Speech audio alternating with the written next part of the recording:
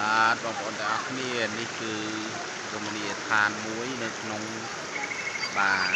ខេត្តពោធិ៍សាត់បាទខាងក្រោយនេះមានទឹកលេងបាទល្មមលេងត្រជាក់ស្រួលណាស់បាទទឹកមួយទឹករួចបងប្អូនចង់មកលេងមកបានបាទនៅខាងខេត្តពោធិ៍សាត់បាទទឹកហូរមកពីលើធ្លាក់មកក្រោមហើយយើងអាចមុខទឹកលេងបានយ៉ាងសប្បាយបាទ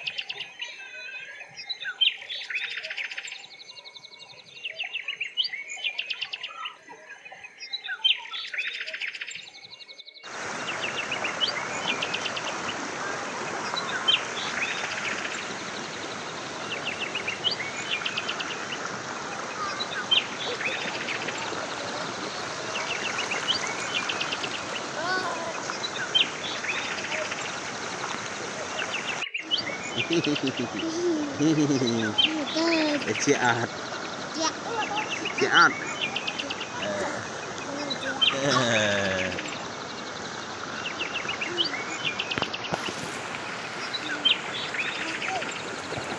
ជាអត់អាងាយងាយហើយ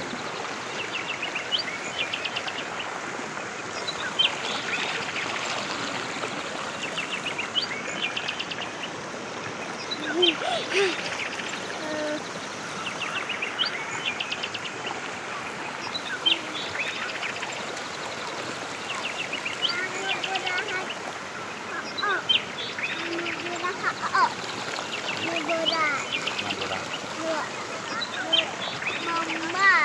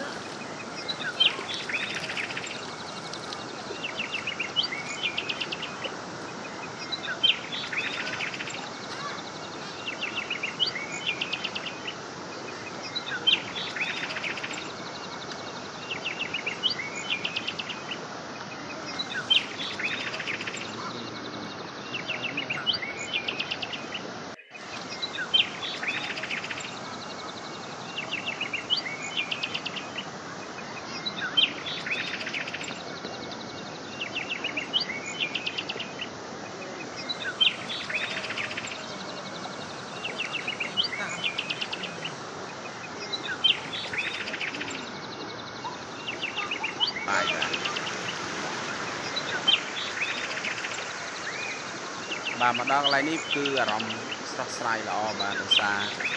ចំណូលត្រជាក់ចំណូលខែកដឹកឥឡូវយើងមគ្គសេហើយប៉ុន្តែនៅ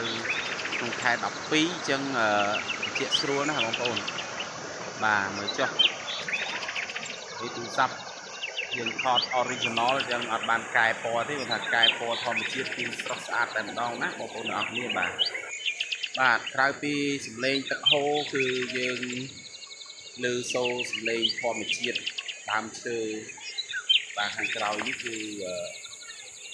ដើមធម្មជាតិពិតតែម្ដងបងប្អូនមានកន្លែងអង្គុយលេងមានអីចឹងទៅបាទតែថ្ងៃនេះដូចជាភ្ញៀវអត់បានមកទេដោយសារមិនមែនជាថ្ងៃបាទសម្រាប់ហើយបើសិនថ្ងៃណាបុណ្យជាតិវិញនៅកន្លែងនេះគឺណែនតែម្ដងបងប្អូនបាទ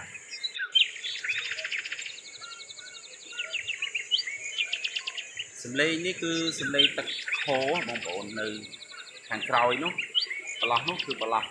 ទឹកហូរបាទឥឡូវទៅមើលទឹកហូរទាំងអស់គ្នាបងប្អូនតើទឹកស្អាតកម្រិតណាបាទទឹកភ្នំមិញនៅខាងក្រោយនោះគេបានថតរួចហើយកន្លែងហ្នឹងមានទឹកលេងបានស្រួលសบายហើយត្រជាក់ណាស់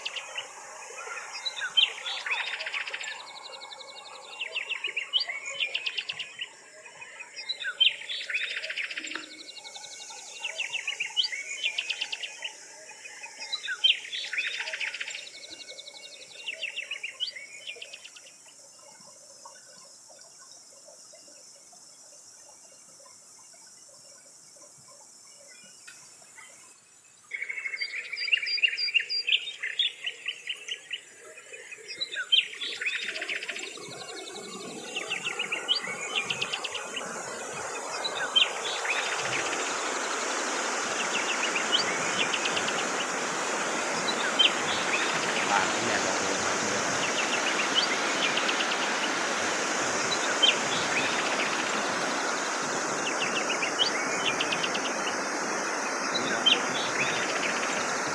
គឺ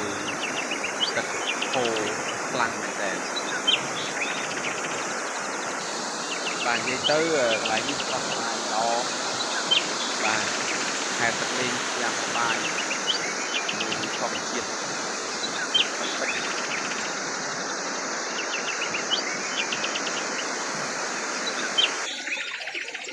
បាទទឹកហូរឈូឆរដល់ណាបងប្អូន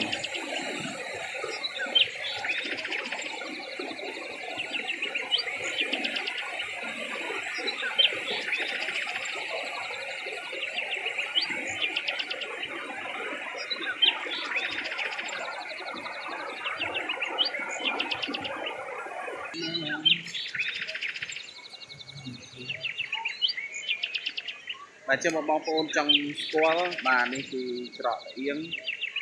នៅក្នុងទឹកដីនៃខេត្តពោធិ៍សាត់បាទសកលទឹកលាតលេងខែប្រាំងក៏មានទឹកដែរបាទអាចមកលេងបានហើយលក្ខណៈគ្រួសារយើងមកសบายធម្មជាតិពិតតែម្ដងបងប្អូនបាទ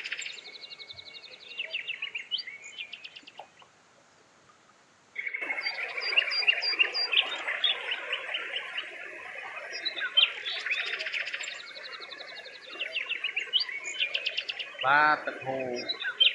អារម្មណ៍ស្រស់ស្រាយបាននិយាយរួមវីដេអូនេះគឺធ្វើទុកជាអនុស្សាវរីយ៍ខ្លួនឯងមើលផងហើយនឹងចែកជូនបងប្អូនបងជួយគុណទេសភាពផងបាទអញ្ចឹង